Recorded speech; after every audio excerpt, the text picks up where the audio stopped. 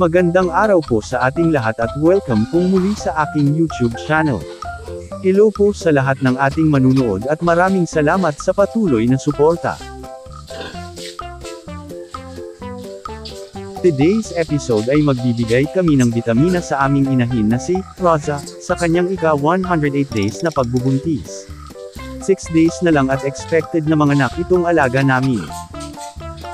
Nandito na ang aming gagamitin tulad ng fiberglass injection at mga karayom. Ang bitamina naman ay iron dextrin. 5 ml po ang ating ibigay. May ibang brands din po na mabisa tulad ng Jectran Premium at marami pang iba, magtanong lamang sa mga agri-vet stores. Bakit mahalaga ang iron? Napaka-stressful sa mga inahin ng panganganak, lahat ng nakatagong enerhiya sa katawan ay mawawala dahil sa pagbawas ng pagkain ilang araw bago manganak.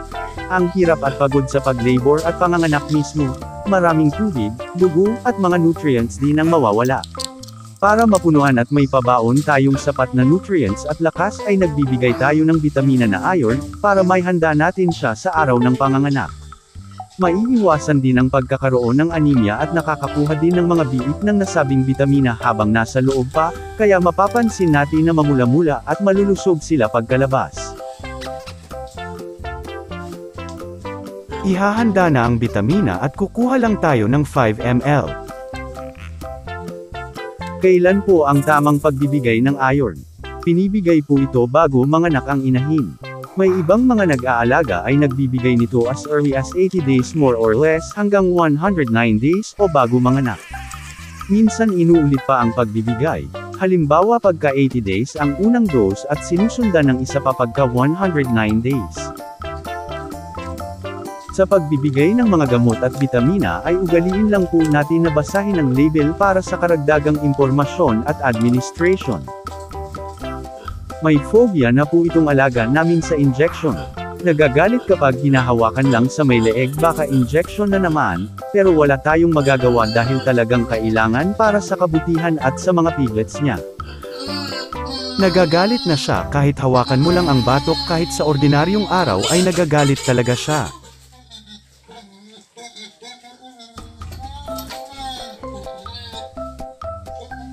Naiturok na ang bitamina pero galit na galit talaga siya. Kung makakapagsalita lang siguro siya, sandamakmak na mura na ang natanggap namin.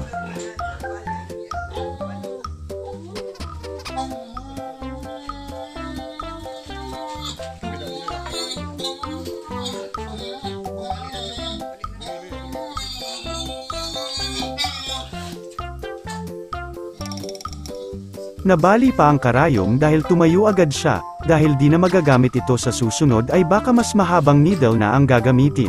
Ano ginagawa mo?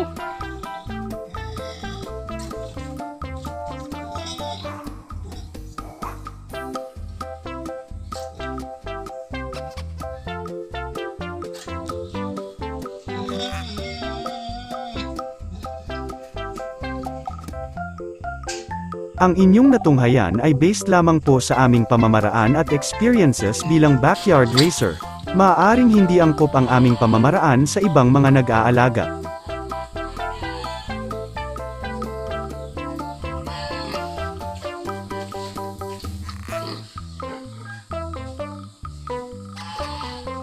Hayaan na muna natin siyang makapagpahinga dahil na-stress sa injection. Hanggang dito na lamang po ang aking video at sana ay nagustuhan at may nakuhang simpleng kaalaman, lalo na sa mga baguhan pa lang. Maraming salamat sa panunood at happy farming mga kaibigan.